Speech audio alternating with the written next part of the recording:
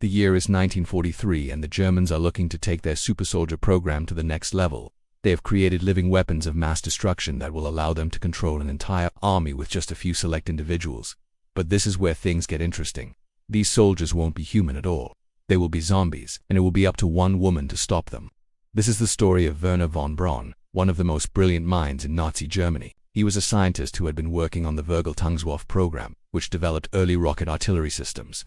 But after the Allied invasion of Normandy, he was recruited by the SS to work on something much more sinister. The Ennenab program was tasked with developing weapons of mass destruction that would allow the German army to fight on the front lines without losing any men. The first weapon they created was the Pervitin drug, which gave soldiers superhuman strength and stamina, while also blocking pain signals to the brain. But it was far from the only thing they were creating. Deep in the heart of Germany, the Ennenab program was hard at work developing a new type of soldier, one that would be unstoppable. They experimented with everything from mind control to turning people into werewolves, and it seemed like nothing was off limits. But it was one experiment in particular that caught the attention of the world. As the war began to turn against the Germans, the pressure to produce results mounted, and when the United States dropped the first atomic bomb on Hiroshima, everything changed. The scientists at Ennenab realized that if they could create a super soldier that didn't need to breathe, eat or sleep, they could create an army of invincible warriors. But there was one major obstacle in their way. They needed a test subject, someone who could withstand the rigors of their experiments without dying, and that's when they turned to Werner von Braun. She was a brilliant scientist in her own right, but she had made the mistake of criticizing Hitler's war plans, and now she was being offered a chance to redeem herself, a chance to help create the ultimate weapon for the German war machine. But she knew that if she accepted, she would be signing her own death warrant. Despite the risks, Werner von Braun agreed to be the test subject, and the experiments began. At first, they were small, testing the limits of her endurance and seeing how much punishment her body could take. But as the weeks went on, they became more and more extreme. They injected her with experimental drugs that made her feel like she was on fire from the inside out. They exposed her to deadly toxins that should have killed her instantly. But through it all, she survived, and what they learned from her experiments would change the course of history forever. After months of testing, the scientists at Enron were ready to take their research to the next level. They would use Werner von Braun's data to create the perfect super soldier, an undead warrior who would be unstoppable.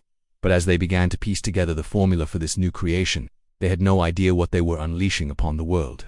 In the depths of a secret Nazi laboratory, the air crackled with anticipation. After years of relentless research, the scientists had finally perfected their formula. It was a serum that could bring the dead back to life, but not as they once were.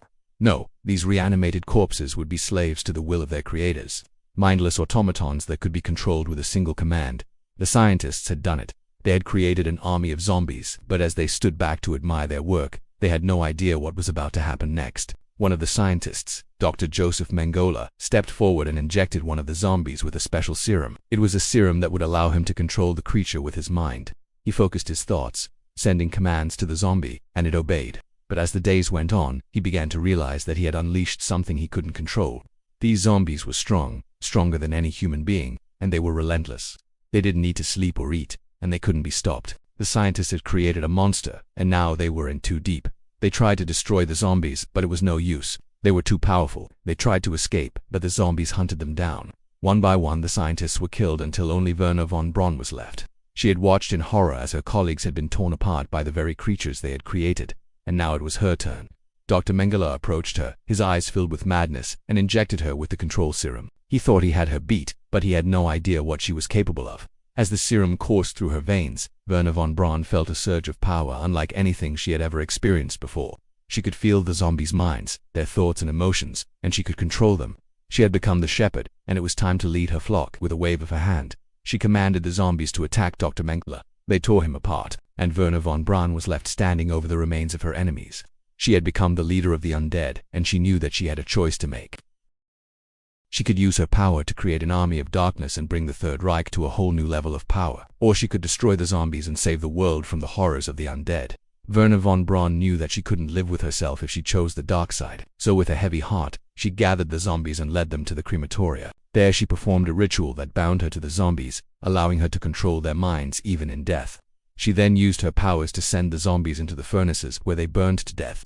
As the last zombie burned to death, Werner von Braun collapsed to her knees, exhausted. She had saved the world from the horrors of the undead, but at what cost?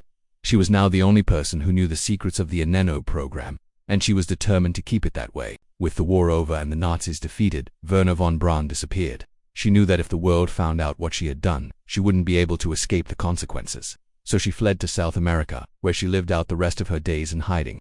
Now you might be wondering why this happened to Werner von Braun. Why did she suddenly get all this power?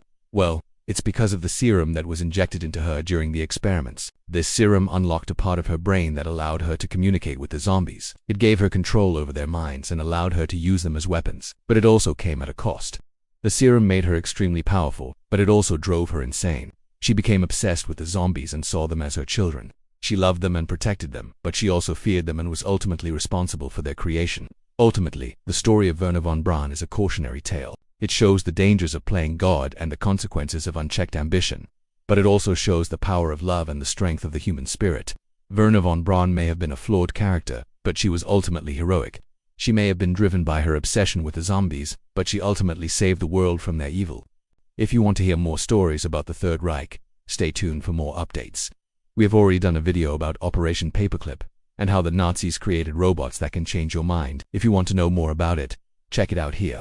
Also check out our podcast available on various platforms. Thanks for watching.